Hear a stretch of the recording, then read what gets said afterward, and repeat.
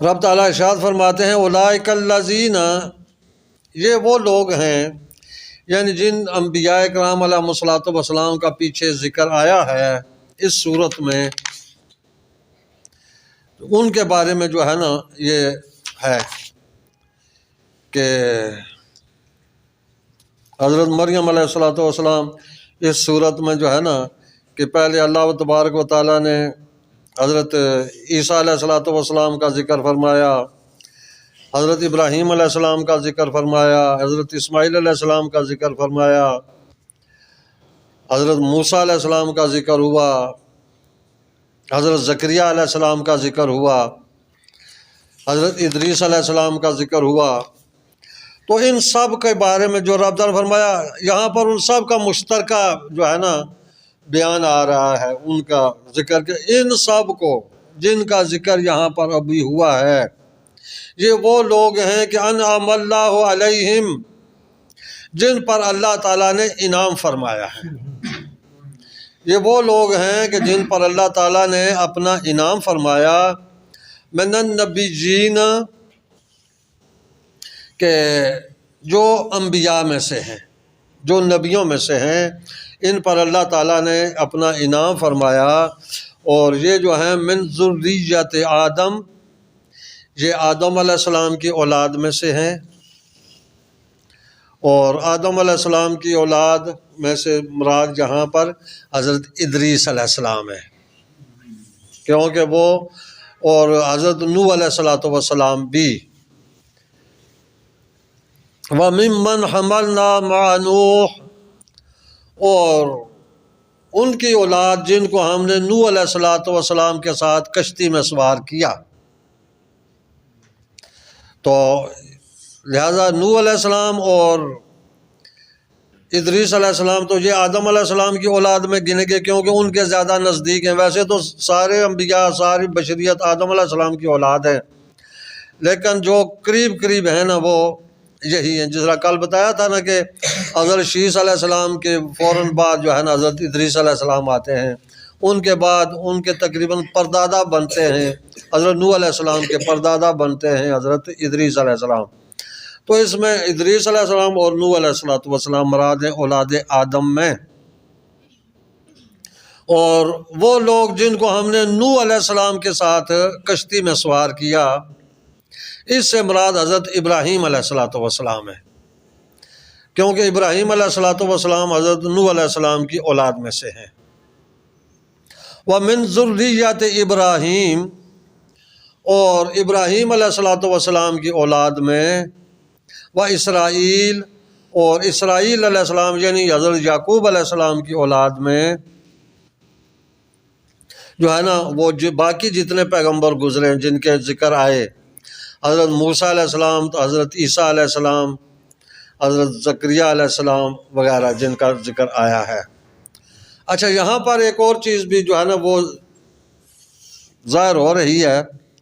کہ جن کا ذکر ہے پیچھے، وہ حضرت عیسیٰ علیہ السلام ہے، حضرت موسیٰ علیہ السلام ہے، حضرت زکریا علیہ السلام ہے۔ تو یعنی کہ وہ رب تعالیٰ فرماتا ہے نوح علیہ السلام کی اولاد میں سے ہے، اور نوح علیہ السلام سے ابراہیم علیہ السلام کی اولاد میں، وہ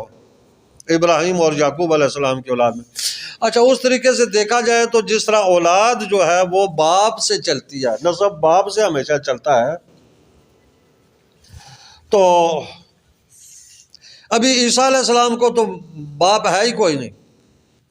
وہ کس طرح ابراہیم علیہ السلام کی اولاد میں سے ہیں؟ کہ ابراہیم علیہ السلام کی اولاد میں سے جو رب تعالیٰ نے وہ پیچھے انبیاء کرام گنے، تو ان میں حضرت زکریا علیہ السلام ہیں، حضرت عیسیٰ علیہ السلام ہیں، حضرت موسیٰ علیہ السلام ہیں۔ تو چلو حضرت زکریا علیہ السلام تو موسیٰ علیہ السلام تو یہ تو مانیں گے، ٹھیک ہے کہ یہ جو ہے نا حضرت ابراہیم علیہ السلام کی اولاد میں سے ہیں، لیکن عیسیٰ علیہ السلام کے تو چونکہ والد ہی نہیں ہیں، وہ ابراہیم علیہ السلام کی اولاد میں سے کیسے ہوئے؟ تو کہتے ہیں کہ چونکہ حضرت عیسیٰ علیہ السلام کی والدہ صاحبہ جو ہے نا حضرت مریم سلام اللہ علیہا، وہ حضرت ابراہیم علیہ السلام کی اولاد میں سے تھی، تو اس لحاظ سے عیسیٰ علیہ السلام کو بھی حضرت ابراہیم علیہ السلام کی اولاد گنا گیا۔ اس سے یہ پتہ چلتا ہے نا کہ جو بیٹی کی اولاد ہے وہ بھی اولاد ہی کہلاتی ہے، جس طرح بیٹوں کی اولاد کہلاتی ہے، پوتریاں پوترے،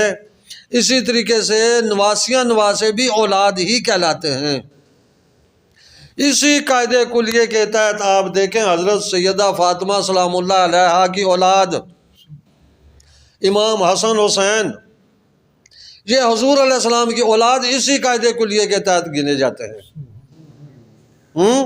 چونکہ وہ حضرت فاطمہ رضی اللہ تعالیٰ عنہ کی اولاد میں سے ہیں۔ تو جس قاعدے کلیے کے تحت اللہ تعالیٰ نے حضرت عیسیٰ علیہ السلام کو حضرت ابراہیم علیہ السلام کی اولاد گنا ہے، اسی قاعدے کلیے کے تحت امام حسن امام حسین وہ حضور علیہ السلام کی اولاد کہلاتے ہیں۔ ایک ہی وہ قاعدہ کلیہ دونوں جگہ، یہ نہیں ہے کہ وہاں تو حضرت مریم علیہ السلام کی اولاد وہ گنے جائیں ابراہیم علیہ السلام، اور یہاں پر نہیں جی یہ تو فاطمہ کی اولاد نہیں، یہ علی کی اولاد ہے، تو ایک ہی جیسا قاعدہ کلیہ دونوں جگہ ہوگا۔ تو رب تعالیٰ فرماتے ہیں کہ وَمِمَّنْ هَدَيْنَا وَاجْتَبَيْنَا، تو ان میں سے بعض کو ہم نے جو ہے نا ہدایت دی اور ہم نے چن لیا ان کو نبوت کے لیے، یہ جتنا سارا پیچھے ان کا ذکر ہوا ہے۔ اذا تتلی علیہم آیات الرحمن، تو جس وقت ان پر اللہ تعالیٰ کی رحمان کی آیتیں تلاوت کی جاتی ہیں، یعنی اللہ تعالیٰ کی آیات کی تلاوت کی جاتی ہے، خروا سجدا و بکیا، تو یہ جو ہے نا روتے ہوئے گڑ گڑاتے ہوئے اللہ تعالیٰ کے حضور سجدے میں گر پڑتے ہیں۔ تو یہ حضور علیہ الصلوۃ والسلام کے صحابہ اور انبیاء کرام جو گزرے ان سب کی جو ہے نا یہ شان بیان ہوئی کہ یہ فضیلت ہے کہ جس وقت اللہ تعالیٰ کی آیات، قرآن مجید کی آیات، اللہ تعالیٰ کا کلام ان کے سامنے پڑھا جاتا ہے نا، تو ان کی آنکھوں سے آنسو جاری ہو جاتے ہیں قرآن مجید سن کر، اور بے اختیار سجدے میں گر پڑتے ہیں۔ تو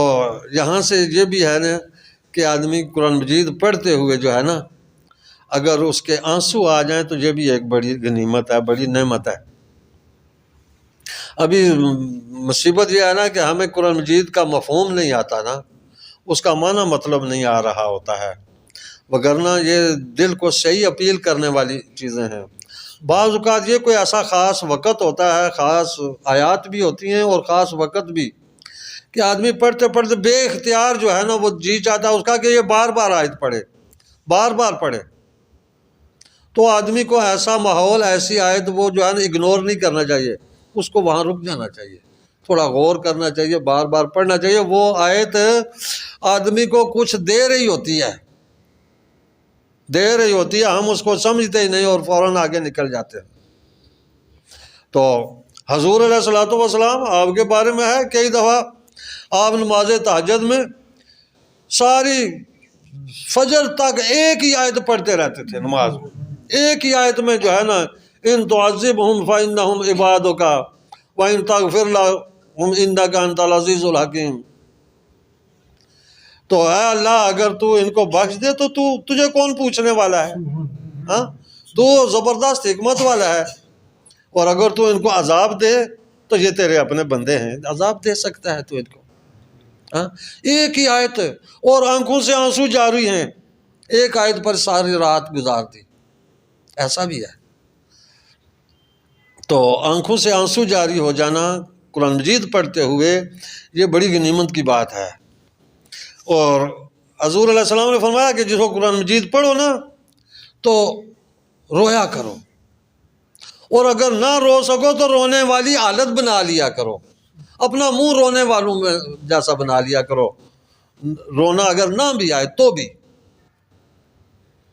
تو اس لحاظ سے یہاں پر جو ہے نا کہ یہ وہ بے اختیار سجدے میں چلے جاتے ہیں اور گڑ گڑاتے ہیں، روتے ہیں۔ اور یہ آیت سجدہ جس طرح پہلے میں نے بات کی ہے، تو اس کے علاوہ جو ہے نا یہ بھی ایک ہے، کہتے ہیں کہ یہ مستحبات میں سے ہے کہ آدمی جس وقت آیت سجدہ ہے نا تو اس میں جو چیز جو ہے نا سجدے کا موجب بنے نا، اسی کے بارے میں آدمی کو دعا کرنی چاہیے۔ ہاں یہاں پر جس طرح ہے نا کہ یہ وہ لوگ ہیں جن پر اللہ تعالیٰ نے انعام فرمایا ہے، اور یہ روتے ہوئے گڑ گڑاتے ہوئے سجدے میں گر پڑتے ہیں، تو آدمی کو ایسی حالت میں پھر دعا کرنی چاہیے، الہ العالمین ہمیں انعام یافتہ لوگوں میں بنا، ہمیں ان لوگوں میں بنا جن پر تو نے انعام کیا ہے، اور ہمیں قرآن مجید پڑھتے ہوئے رونا ہمیں سکھا، ہماری آنکھوں سے آنسو جاری فرما، ہمیں گڑ گڑانا سکھا۔ یہ چیزیں جو ہے نا اگر آدمی مانگے تو امید ہے کہ اللہ تبارک و تعالیٰ عطا فرما دیتے ہیں۔ فَخَلَفَ مِن بَعْدِهِمْ خَلْفٌ أَضَاعُوا الصَّلَاةَ وَاتَّبَعُوا الشَّهَوَاتِ فَسَوْفَ يَلْقَوْنَ غَيًّا۔ تو فَخَلَفَ مِن بَعْدِهِمْ خَلْفٌ، تو پھر ان کے بعد جو ہے نا ناخلف قسم کے لوگ آ گئے۔ خلفہ اور خلف، لام پر زبر اور لام پر جزم،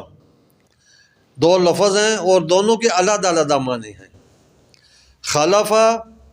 ہوتا ہے کہ اچھا جانشین، اچھی اولاد، نیک اولاد، اور خلف لام پر جو جزم ہے اس کا مطلب ہوتا ہے برا جانشین، بری اولاد،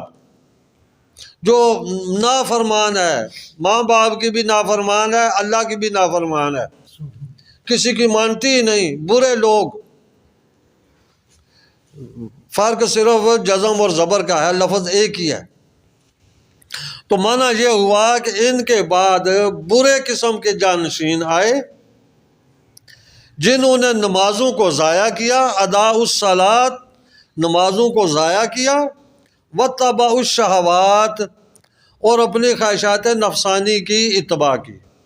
بجائے اس کے کہ اللہ تعالیٰ کے احکام کی اتباع کرتے، اللہ تعالیٰ کی بات مانتے، انہوں نے اپنے نفس کی باتوں کو مانا۔ فَسَوْفَ يَلْقَوْنَ غَيًّا، تو عنقریب ان کو غی میں داخل کیا جائے گا۔ اچھا یہاں پر تھوڑی سی بات یہ کرتے ہیں کہ نمازوں کو ضائع کرنا اور شہوات کی اتباع کرنا، یہ کیا معنی ہوا؟ کہتے ہیں جی کہ نماز کو ضائع کرنا، اس سے یہ معنی ہے، دو تین اقوال ہیں اس سلسلے میں، کہ ایک تو یہ ہے جی کہ نماز کو اپنے ٹائم سے لیٹ کر کے پڑھنا، وہ جس طرح حضور علیہ السلام نے فرمایا کہ ایک آدمی بیٹھا رہتا ہے زور یا اثر کے خاص کر آپ نے ریفرنس دیا کہ بیٹھا رہتا ہے، دیکھتا رہتا ہے، جس وقت سورج غروب ہونے والا ہوتا ہے نا، دو سینگوں کے درمیان جاتا ہے، یعنی غروب ہونے والا ہوتا ہے، تو جلدی جلدی اٹھتا ہے تو دو چار ٹھونگے مار کر فارغ ہو جاتا ہے۔ تو آپ نے فرمایا یہ نماز کو ضائع کرنے والا ہے کہ بیٹھا رہا جس وہ نماز پڑھ جلدی جلدی دو چار سجدے کیے، نہ پورا رکوع کیا، نہ پورا سجدے کاما کود قادا کیا، بس دوڑتے دوڑتے جو ہے نا اتنا لمبا چوڑا ذکر کیا، قرآن مجید بھی تھوڑا سا پڑھا واجبی سا، اور فوراً جو ہے نا سلام پھیر کر کھڑا ہو گیا۔ تو یہ آپ نے فرمایا یہ نماز کو ضائع کرنے والی چیز ہے۔ جس طرح آج ہم ہیں کہ اتنا جلدی جلدی نماز پڑھتے ہیں، نہ رکوع پورا کیا، نہ سجدہ پورا کیا، نہ قیام میں کچھ قرآن مجید پڑھا، نہ سنتے نفلوں کا جو ہے نا ہمیں دھیان ہی نہیں ہے، بس فوراً فارغ ہو کر بھاگم باہر نکل گیا۔ یہ نماز کو ضائع کرنے والا بتایا گیا۔ ایک تو یعنی کہ وقت گزار کر آخری ٹائم مکروہ ٹائم میں نماز پڑھنا، اور دوسرا ارکان کی پابندی نہ کرنا، کہ فرض ہے، واجبات ہیں، سنت ہے، مستحبات ہیں، ان کی پابندی نہ کرے آدمی۔ اور ایسی تو جو ہے نا بعض اوقات جو اگر فرائض واجبات چھوڑ دیے جائیں تو نماز ہوتی ہی نہیں ہے، کہ جس طرح ایک دو جو ہے نا باتیں کیے دیتا ہوں کہ حضور علیہ السلام کے سامنے ایک آدمی نے نماز آ کر پڑھی، آ کر آپ کی مجلس میں آ کر سلام کیا، بیٹھنے لگا، آپ نے فرمایا جا تو دوبارہ نماز پڑھ، تو نے نہیں نماز پڑھی۔ وہ اس نے اٹھا پھر اسی طریقے سے نماز پڑھ کر دوبارہ آ گیا، آپ نے فرمایا تو نے نہیں نماز پڑھی، جا پھر پڑھ۔ جس وقت چوتھی بار آپ نے اس کو واپس کیا نا تو اس نے عرض کی یا رسول اللہ صلی اللہ علیہ وسلم مجھے تو اسی طرح نماز پڑھنی آتی ہے، آپ مجھے تعلیم دے دیں۔ تو آپ نے فرمایا کہ جس وقت نماز پڑھنے لگو تکبیر تحریمہ اللہ اکبر کہو، اس کے بعد جتنا تم سے ہو سکتا ہے قرآن مجید پڑھو، یعنی قیام کرو۔ پھر جس وقت رکوع کرو تو رکوع مکمل پیٹھ تمہاری سیدھی ہو اور مکمل آرام کے ساتھ سکون کے ساتھ رکوع کرو۔ پھر اللہ اکبر کہتے ہوئے مکمل کھڑے ہو جاؤ۔ وہ جس طرح ہمارے بعض لوگوں کو عادت ہے کہ وہ رکوع سے معمولی سا اوپر کو اشارہ کر کے وہیں پھر دوبارہ سجدے کو چلے جاتے ہیں، یہ نہیں، آپ نے مکمل کھڑے ہو جاؤ اور سکون کے ساتھ پھر سجدے میں جاؤ۔ سجدے میں اسی طرح مکمل سکون کے ساتھ سجدہ کرو اور پھر سجدے کے بعد مکمل بیٹھ جاؤ۔ بیٹھنے کے بعد سکون حاصل کرنے کے بعد پھر دوسرے سجدے میں جاؤ۔